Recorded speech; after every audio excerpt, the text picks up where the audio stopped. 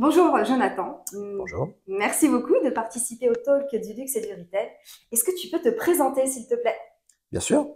Donc, Jonathan Sibony, je suis le dirigeant et fondateur de Luxury Insight, qui est une société de data intelligence dans les industries de luxe, mode et beauté. Donc, on édite des logiciels qui aident les maisons et les groupes à mieux piloter dans cet environnement incertain. Très bien.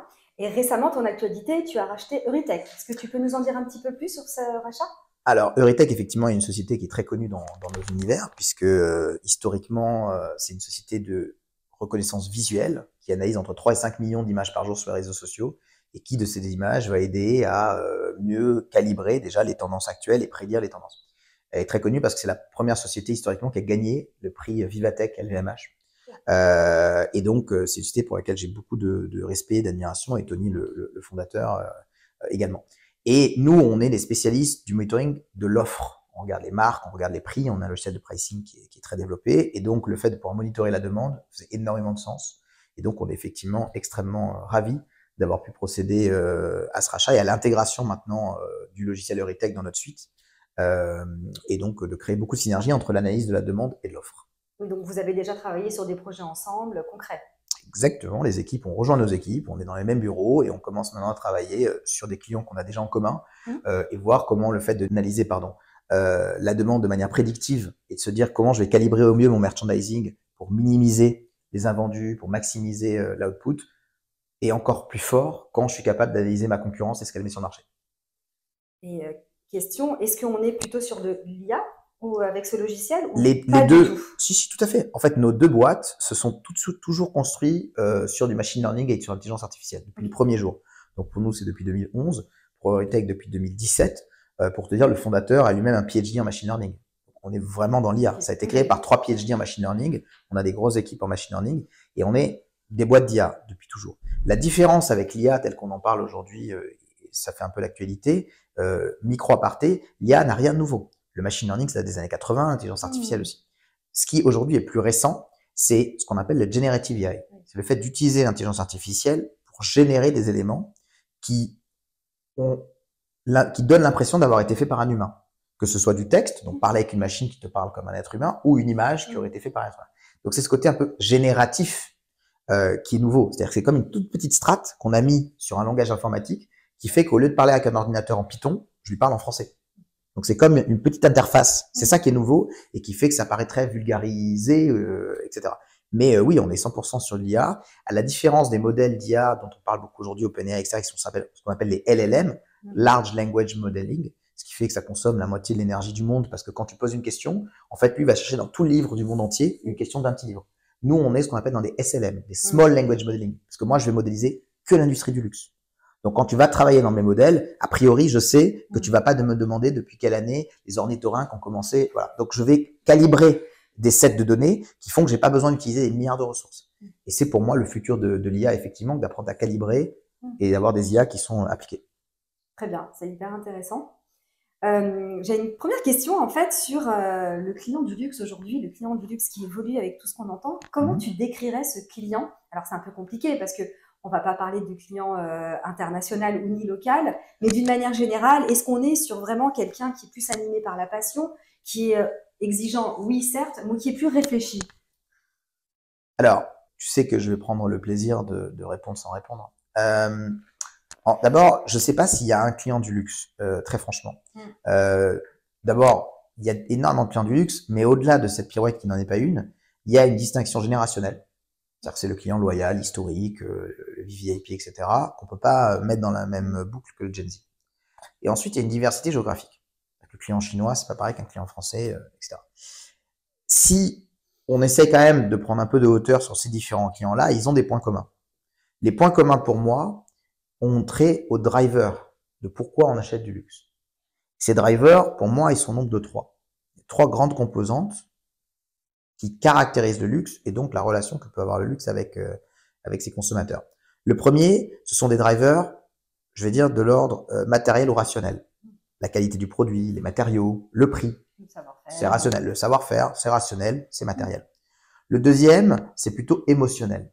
La marque, le désir, le rêve. Bon. Et le troisième, c'est pas rationnel, c'est pas émotionnel, c'est relationnel.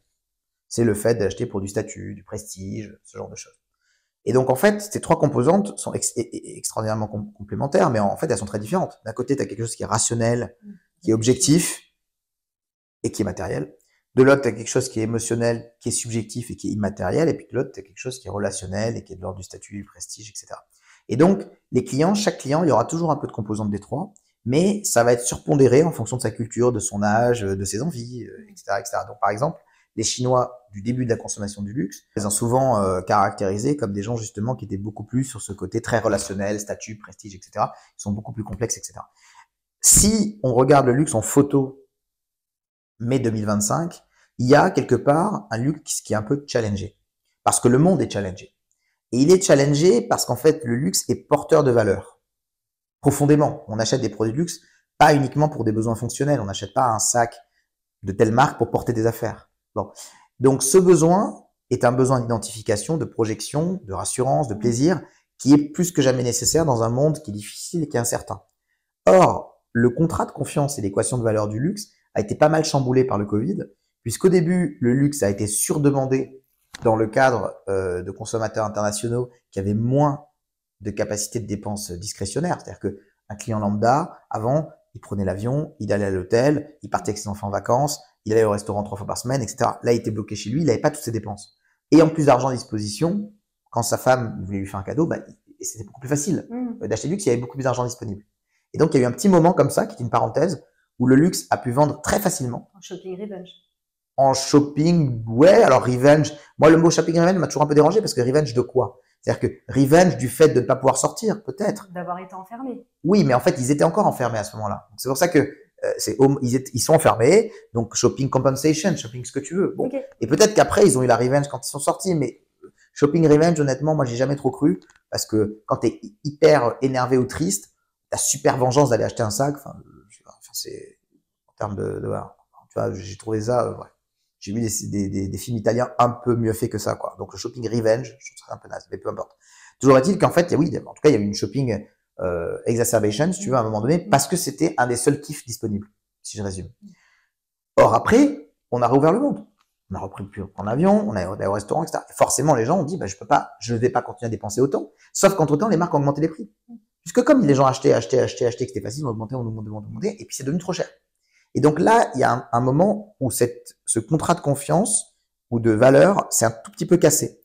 Il s'est pas complètement cassé, il s'est tendu. Donc les clients ont dit, mais moi, à ce prix-là, je suis pas sûr de vouloir acheter ce sac. Et donc, il va falloir un petit temps où les prix restent là où ils sont et où l'inflation augmente et où petit à petit, on recrée une relation où les prix redeviennent un petit peu acceptables ou créer de nouveaux produits qui vont recréer cette relation.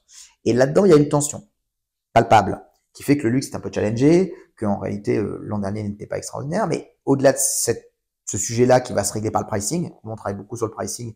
Je pense que c'est clairement c'est un des sujets, mais c'est aussi la porte de sortie. Le deuxième point, c'est de dire, aujourd'hui, quand tu réfléchis au luxe et ce qu'il représente pour les consommateurs, il y a aussi le fait que le luxe, c'est quand même un moment pour partager un bon moment. C'est un moment de vie. Il y a un côté très symbolique dans le luxe. Dans, je sais pas, par exemple, la joaillerie, c'est un produit qui est un symbole. Tu n'achètes pas des boucles d'oreilles pour que ça tienne ton oreille ou une bague pour tenir ta main. Tout le luxe est une notion de plaisir. On n'a pas besoin de luxe dans la vie. Le luxe, c'est que de notion de plaisir, de partage, d'être ensemble. Donc, ce plaisir-là, il faut que les gens aient du plaisir. Si tu as quelqu'un qui est très angoissé, qui est pas bien, il n'est pas dans le plaisir. C'est tout. C'est pas la peine d'aller chercher très loin. On dit la Chine s'effondre. La Chine s'effondre pas. La Chine fait moins 20%, c'est vrai, sauf que les Chinois se remettent à voyager au Japon, achètent au Japon. Si on remet tout côte à côte, la Chine reprend des comportements similaires à ce qu'il y avait avant le Covid.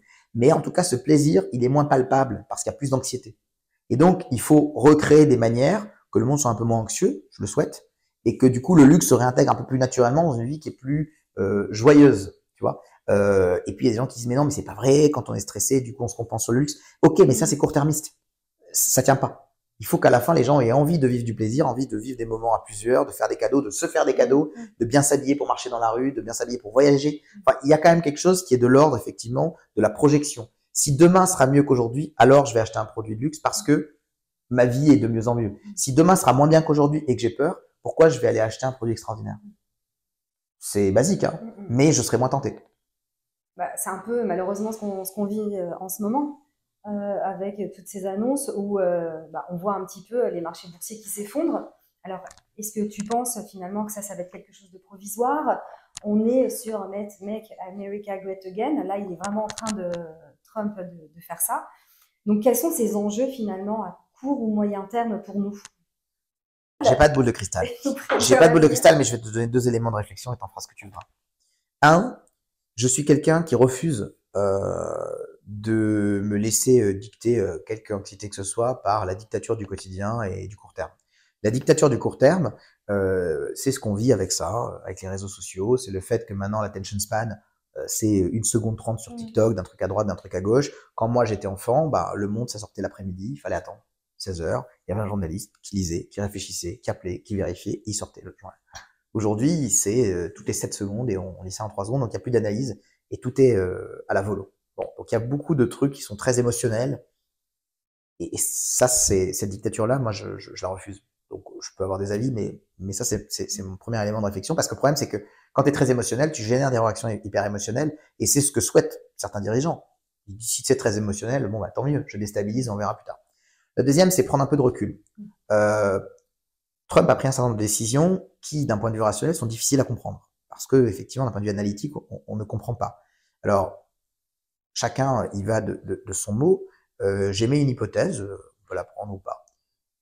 Je ne pense pas que tout le monde soit complètement fou et destructeur. Je pense que certains ont des agendas qui peuvent paraître complexes pour d'autres. Mais émettons une hypothèse. Qu'un de ces agendas principaux, évidemment, c'est de réindustrialiser les États-Unis, de gagner des jobs et tout ça, c'est clair, on comprend, il n'y a pas de sujet. Mais entre autres, c'est de négocier le renouvellement de la dette américaine, qui fait plusieurs trilliards et qui va devoir négocier avant l'été. Aujourd'hui, les taux sont très élevés. S'ils renégocient, d'abord, à l'état actuel, s'ils se retrouvent en juillet à devoir renégocier la dette, les États-Unis font faillite. Immédiatement. Il est impossible de relancer, de refinancer sa dette. C'est impossible, il n'y a aucun monde où ça se fait. D'abord, la dernière fois qu'elle a été négociée était 2 fois plus faible et les taux étaient 2 fois plus faibles. Donc aujourd'hui, dans une situation où dans 3 mois, les États-Unis font faillite. C'est mathématique. Quelle est sa possibilité? Celle qui semble avoir été choisie, c'est de complètement secouer aussi fort que possible l'économie mondiale et l'économie nationale, que la bourse s'effondre, que tout le monde soit complètement perdu, que la Fed soit en panique, qu'elle baisse ses taux de manière considérable pour relancer l'économie tant bien que mal parce que tout va être déstabilisé et que ce chaos phénoménal et complètement irrationnel pendant quelques mois fasse qu'au final, quand il va se retrouver à devoir renégocier, il va avoir des taux qui auront beaucoup baissé, il va renégocier son taux et pourra dire aux États-Unis, regardez, je vous ai fait gagner 500 milliards de dollars. Et comme c'est un homme d'affaires, on va dire, c'est un bon homme d'affaires parce qu'il a fait gagner 500 milliards de dollars. Et peut-être qu'après il va se calmer, qu'il va remettre des taux en intermédiaire, qu'il va aller négocier les uns avec les autres, tout le monde va l'appeler, il va dire, toi 34, c'est 3,4, excuse-moi, et il va sortir gagnant en disant, pas de problème, j'ai fait un deal. Sauf que nous, on n'est pas habitué à avoir des négociations qui sont très extrêmes comme ça en mode business avec des pays, parce que tu peux pas jouer avec la vie des gens. Donc ça, c'est un autre débat. Mais aujourd'hui, à mon avis, on vit une période d'incertitude qui effectivement risque d'être assez temporaire, puisqu'on, pour moi, c'est une des hypothèses, je peux me tromper, qui est cet agenda-là. Et si c'est le cas, ça va durer 2-3 mois, ça va beaucoup chambouler, il va y avoir beaucoup de négociations, beaucoup d'ajustements, et à long terme, ça n'est pas tenable, y compris pour les États-Unis. Ça n'est pas tenable. Donc il a aucun intérêt à mettre son pays en faillite. Donc je pense qu'on y verra plus clair vers l'été. Merci beaucoup pour ces prédictions. Dans un article, tu évoquais par rapport aux Chinois et à la Chine en particulier la croissance de toutes les expositions, cet aspect culturel, moins focus produit, mais plus focus expérience. Comment est-ce que tu expliques cela finalement? En fait, quand on se demande pourquoi les gens achètent le luxe, pour moi, ce côté, on va dire, émotionnel, relationnel est quand même très important et le côté culturel l'est de plus en plus, surtout en Chine. Parce que le luxe véhicule aussi une composante culturelle. Quand on vend une marque française, on capitalise un peu sur la culture de notre pays, sur son héritage, son savoir-faire, qui ne pourrait être mieux porté que par Bénédicte Épinay, qui l'exprime divinement bien au sein du comité Colbert. Et donc tout ça, c'est de la culture. Aujourd'hui, quand tu as des tensions, les gens se raccrochent à leur culture. Donc effectivement, pendant le Covid, les Chinois, à certains moments, ont eu un peu un regain de ce qu'on appelle le Guochao, qui est cette espèce de culture nationale, de remise en valeur, etc. Donc il y a un rapport avec la culture. Et pour communiquer avec des clients qui ont eux-mêmes une culture très très forte, parce que les clients chinois, c'est une culture millénaire, extrêmement ancrée, etc. Donc tu dois trouver une résonance, un écho dans les cultures. Soit tu ne le fais pas, et tu dis voilà, moi je te vends ma culture, take it or leave it, et là en général ils leave it. Soit je te vends ta culture et là t'es pas bon parce qu'en fait c'est pas La l'idée tienne. quoi. Et puis tu vas pas tout d'un coup te mettre toutes tes portes en rouge et mettre des dragons partout, enfin, ça n'a absolument aucun sens. Soit tu fais des expositions culturelles qui visent à montrer que ta culture elle est quand même intéressante et qu'il y a des ponts entre vos cultures. Et ça c'est intéressant parce que là tu fais l'effort de la marque qui dit j'ai compris, pour reprendre tes termes, que tu ne vends pas, je ne te vends pas des produits dont tu as besoin, parce qu'on a besoin d'eau, on a besoin de manger, on n'a pas besoin d'un sac à 5 000 euros, d'une montre à 100 000 euros. Ou une voiture à 500 000, ça on n'a pas besoin. Par contre, on peut le désirer. Le besoin est universel. Toutes les cultures ont les mêmes besoins. Les désirs sont socioculturels. Donc, pour essayer d'analyser le désir de ces consommateurs-là, je dois comprendre leur culture. C'est ce qu'a très bien fait le luxe depuis toujours. Richard Colas, au Japon, il y a 30 ans, 35 ans, a des premiers du reste, avec toute cette génération, compris qu'il fallait s'ancrer dans la culture japonaise, créer des ponts, etc. Les suivants l'ont fait. Il y a des expositions de quartier à la Cité Interdite, etc. Ça a toujours été fait, ces ponts culturels. Et puis ça a été un peu oublié. Ça a été très bien fait jusqu'aux années 2010, 2012, 15. Et quand la Chine s'est modernisée, on a dit c'est bon, la Chine c'est une modernité occidentale, on y va, on va tous dans des malls, c'est génial, on va sur TikTok. Et en fait, non, c'est pas ça la Chine. La Chine, c'est une culture profonde avec des jeunes consommateurs qui sont très sensibles. Et donc, le fait d'aller faire ces expositions, d'engager, de faire des choses comme l'OEV, qui a fait une exposition géniale à Shanghai, que j'ai vue il y a quelques mois, c'était vraiment, vraiment sympa. Très moderne, très en lien avec l'identité de la marque, mais aussi sur le jade. Alors, le jade, c'est pas forcément logique pour l'OEV, qui est une marque de maroquinerie. Mais ça crée du lien pour eux. Ça crée du lien parce qu'ils sont allés filmer des gens au fin fond de la campagne chinoise qui travaillaient sur le jade, etc., de manière complètement cinématographique. Et en disant, bah nous on travaille le cuir, vous travaillez le jade, on trouve ça génial. Et ça c'est intéressant. Et le fait que ça plaise, et les marques qui réussissent en Chine sont des marques qui ont une composante culturelle. C'est Loewe, c'est Prada, c'est Miu Miu, c'est des marques qui à un moment donné viennent essayer d'exprimer une culture. Je pense que c'est pas un hasard. Dans toutes les marques que tu m'as citées, on est plutôt sur du, hormis Céline, Ouais. un peu sur du quiet luxury, avec un peu un développement de l'OEV qui passe du quiet pour moi à l'ostentatoire. Et finalement, de par ces marques, on se rend compte d'un phénomène qui a été propulsé par TikTok avec les dupes. Je sais que c'est un sujet qui t'intéresse. Est-ce que tu peux nous parler des dupes? Alors, je pense qu'effectivement, il y a une polarisation. De toute façon, TikTok et toutes ces applications merveilleuses auxquelles je n'ai pas accès polarisent les gens. D'accord Ça, c'est un point assez basique. C'est-à-dire qu'effectivement, reprendre l'exemple de quand j'étais jeune avec mes parents, on regardait le débat de l'entre-deux tours et tout le monde voyait la même réalité. On pouvait avoir des perceptions différentes, mais la réalité était la même pour tout le monde. Et après, on débattait. Aujourd'hui, ça, c'est fini. Aujourd'hui, quand tu regardes la télé, c'est ta télé à toi, de ton TikTok, qui, si tu penches d'un côté, on t'envoie de plus en plus de ton côté, et si l'autre, c'est de l'autre. Et donc, les gens parlent, mais ne voient plus le même monde. Et donc, ils ne parlent plus, en fait. Ils se battent parce qu'ils disent, bah non, mais t'as pas vu, tu peux pas dire ça, tu peux pas dire ça. Donc, il y a une polarisation très, très forte de la pensée des gens et des idées. Et cette polarisation, elle se ressent dans tout. Dans le luxe, ce que ça veut dire, c'est qu'il y a des gens qui d'un coup disent, moi, le luxe trop ostentatoire ne me plaît pas, donc je vais vers quiet luxury, qui est un luxe intemporel, qui est un luxe basique, intemporel. Et de l'autre, des gens qui disent, moi, je veux un luxe hyper temporel. Je veux le truc qui est à la mode, de la mode, de la mode, de la mode, de la mode, maintenant. Qui est un Loewe ou qui est un Miu Miu. Effectivement, tu as parlé du paradoxe de Loewe, mais en tout cas, ce sont des marques qui sont dans le temps présent, des marques à la mode. Et si tu es une marque plutôt fashion, mais pas à la mode, genre Burberry, tu souffres. Puisque on attend de toi que tu sois hyper à la mode, mais tu l'es pas. Donc là, vraiment, tu te fais bouncer. Donc, soit tu es intemporel, tu es Hermès, tu es Brunello Cucinelli, pas de problème. Soit tu es dans le temps, mais tu es vraiment en avance dans ton temps. Et ça, c'est compliqué. Mais donc, les deux sont possibles. C'est juste que c'est pas les mêmes consommateurs à l'instant T. Pour ces marques intemporelles, qui sont le quiet luxury, etc. Effectivement, elles font des produits qui sont intemporels, qui sont très beaux, de qualité indéniable, mais avec le prix qui va avec. Et dans cette logique, pour le coup, je vais reprendre le thème de vengeance, mais là, pour le coup, je pense qu'on est vraiment une. Tu as des clients qui, à un moment donné, estimant que ce contrat de confiance était malmené, se sont mis en mode revenge. Ok, tu veux me vendre un pull, 5 000 euros, c'est quand même un peu cher, je suis pas très content, tu te moques de moi, donc je vais acheter le même pull à 500 euros. Il a l'air pareil, il a l'air de bonne qualité, c'est quasiment le même, c'est un peu une copie, il vaut 500 euros. C'est les dupes. Tu as ça dans la mode, tu as ça dans le parfum. Voilà, le parfum a des prix aussi qui ont explosé. Il y a une inflation dans les prix du parfum qui est phénoménale. Et où au final, en particulier en Chine, parce qu'en Chine, les gens n'achètent pas des parfums classiques, ils achètent beaucoup de parfums de niche. Il n'y a pas de parfum en fait en réalité en Chine. Quand tu prends les trois axes qui sont parfum, make-up et skincare. Nous, en France, on achète beaucoup de parfums, pas mal de make-up, un peu de skincare. En Asie, c'est exactement l'inverse. Énormément de skincare, un peu de make-up, quasiment pas de parfum. Il n'y a pas de parfum. Le parfum est arrivé assez récemment dans une logique identitaire de dire je vais t'expliquer mon identité. Et donc, ils sont plutôt allés vers des parfums de niche, Maison Francis Kurkdjian, ce genre de choses, vraiment niche, ou un peu moins niche, mais en tout cas, tu vois, Atelier Cohen, etc. Et donc, ces parfums-là valent assez cher pour beaucoup d'entre eux.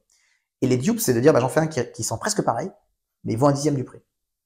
Alors, et ça marche à court terme, parce qu'effectivement, tu dis, ça sent presque pareil, on voit pas la différence, c'est quand même beaucoup moins cher, etc. Mais pour moi, la raison qui explique que ça marche, c'est ce côté de vengeance. Il y a une idée que le luxe a un peu trop tiré sur la corde, que c'est pas sérieux, que c'est pas sympa, et donc les gens sont en train de se venger d'estimer avoir été pris pour des animaux. Sympathique du reste. Mais c'est une vengeance. À moyen terme, ma prédiction, en tout cas mon hypothèse, et je vais faire un parallèle du reste, il y a 20 ans, 2004, 2005, il y avait à Shanghai, à Pékin, les marchés du faux, le Silk Market. Et les gens allaient au marché du faux pour voir, c'était intriguant, quoi. Et tu voyais des sacs Vuitton à un prix complètement dérisoire. La qualité était nullissime, ils existaient. Et il y avait des vrais faux.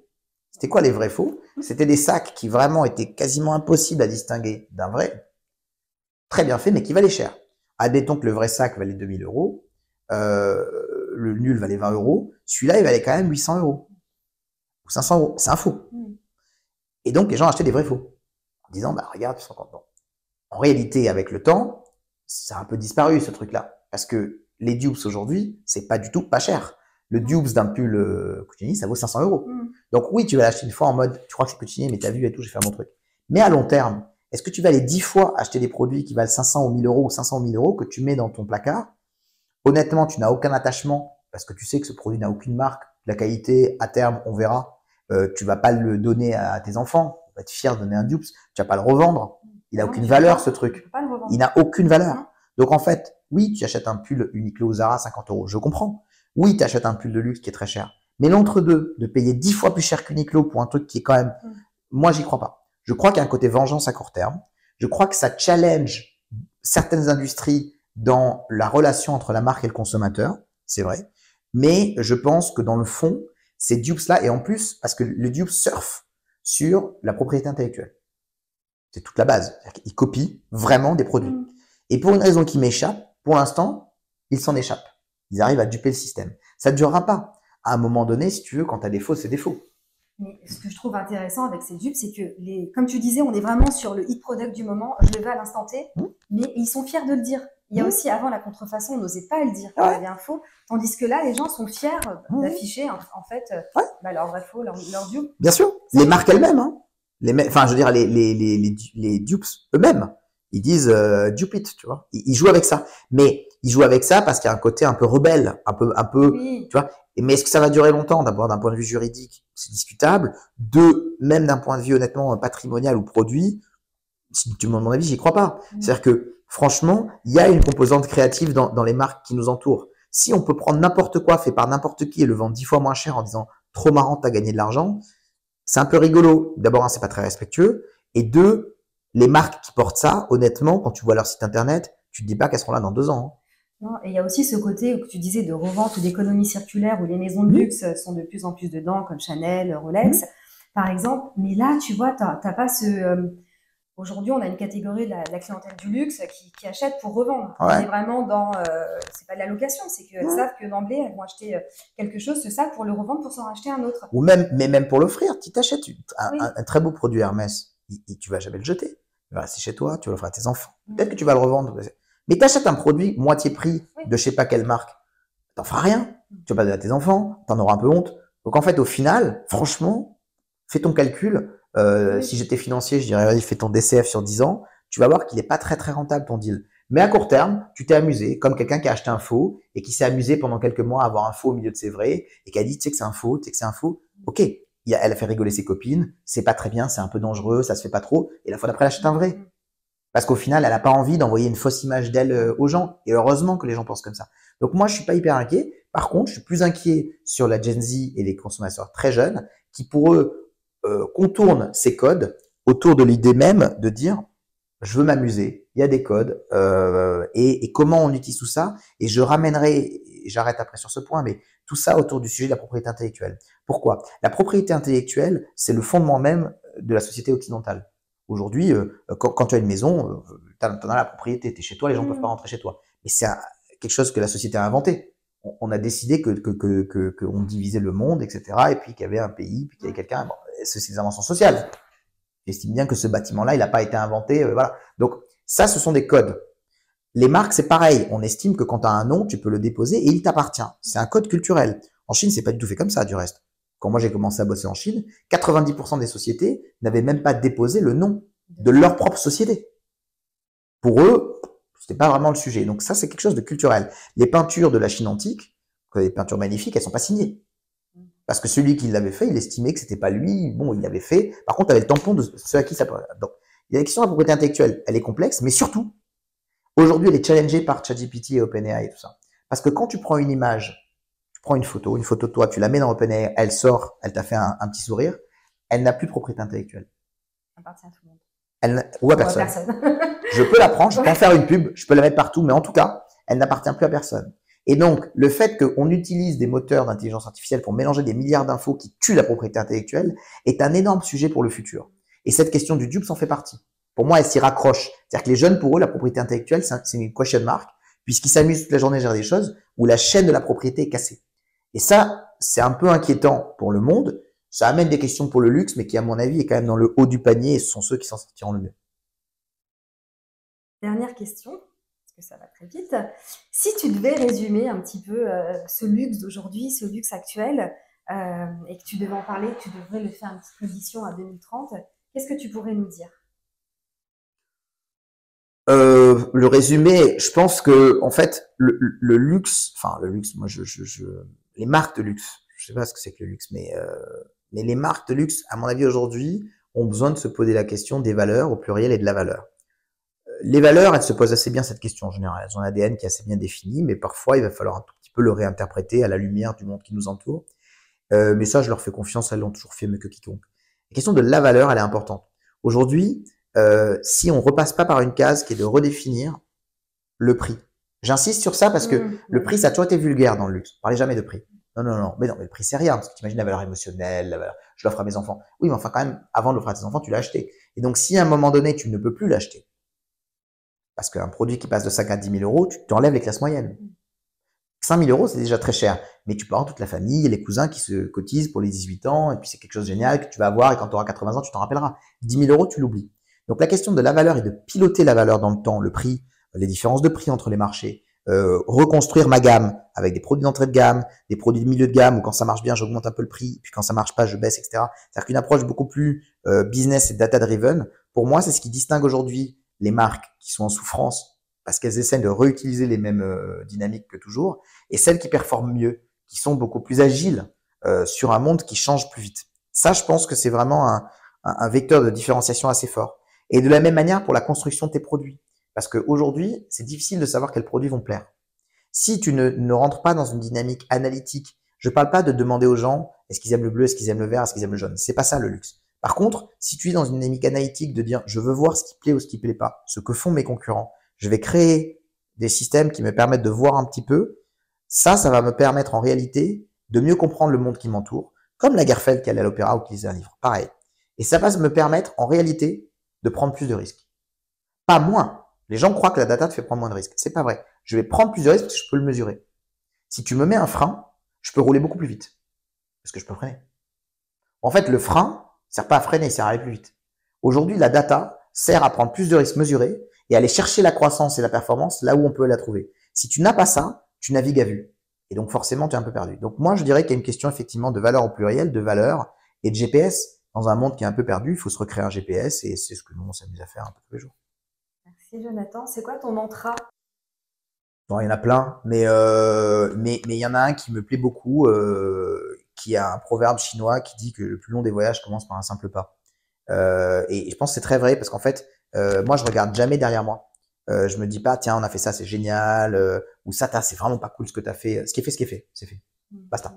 Tu vas avoir une bonne mémoire, ça c'est bien, mais c'est fait. Par contre, on n'est qu'au début de l'aventure, il faut toujours aller plus loin, il faut avancer. Oui, ça va être long, oui, on sait pas, mais c'est pas grave. Si tu fais pas ce pas, tu n'iras nulle part. Donc fais ton pas, on verra jusqu'où ira le voyage. Mais ouais, tous les matins, je me dis, tiens, nouveau voyage, on est parti et je fais un pas. Merci beaucoup, Jonathan. Merci à toi.